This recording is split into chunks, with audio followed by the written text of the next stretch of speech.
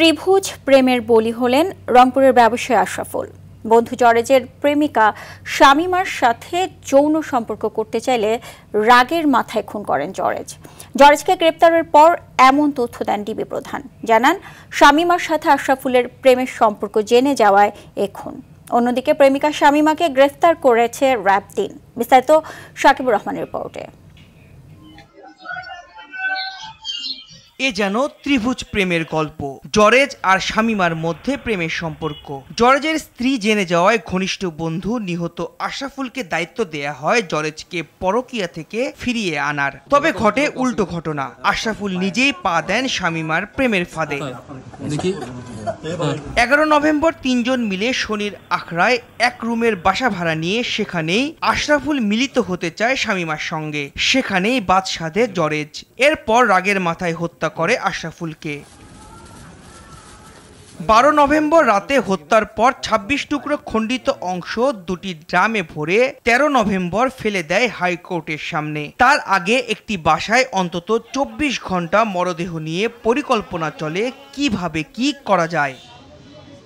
ডিবির হাতে গ্রেফতারের পর নিহতের বন্ধু জরেজের মুখ থেকেই বেরিয়ে আসে এমন নির্মমতার কাহিনী। শামীমা বলে যে ঠিক আছে, আমি তোমাকে ওরকম করে তুমি যেভাবে চাচ্ছ সেভাবে বিকৃত পন্থায় করতে দেবো, তাহলে তোমার হাত বেঁধে দিই। তখন কী করে, কাপড় টাঙানোর একটা রশি ছিল, ওই রশি দিয়ে শামীমা কী করে আশরাফুলের হাতটা বেঁধে দেয়। তখন শারীরিক সম্পর্ক যেতে ধরে, তখন মেয়েটা শামীমা একটু চিৎকার চেঁচামেচি করলে জারেজুল হাতুড়ি দিয়ে আশরাফুলের হাঁটুতে বাড়ি দেয়। শামীমা তার ওড়নাটা আশরাফুলের মুখের ভিতরে দিয়ে দেয়। এই আশরাফুল আর নড়াচড়া করতেছে না। তখন তারা করে দেখে যে মারা গেছে।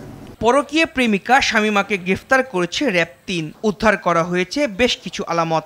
৩ লক্ষ টাকা সে পাবে এবং জরেজ এই ব্ল্যাকমেলের মাধ্যমে 7 লক্ষ টাকা পাবে এবং পরবর্তীতে এই টাকা দিয়ে সে মালয়েশিয়ায় গমন করবেন। এই মহিলাকে দিয়ে 1 মাস তাকে একটা হানি ট্র্যাপের মতো ব্যবস্থা করে এবং আশরাফুলকে প্রভোগ করেছে যেন সে ঢাকায় আসে এবং এরকম একটা পরিস্থিতির শিকার হয়। র্যাব জানিয়েছে 2 সন্তানের জননী সৌদি প্রবাসীর স্ত্রী শামীমার সঙ্গে জরেজুলের বিবাহ বহির্ভূত সম্পর্কের কথা জানানোর পর আশরাফুলও জড়িয়ে পড়েন একই সূত্রে।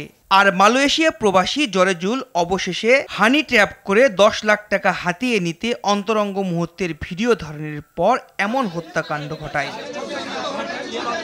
সাকিবুর রহমান, RTV, ঢাকা।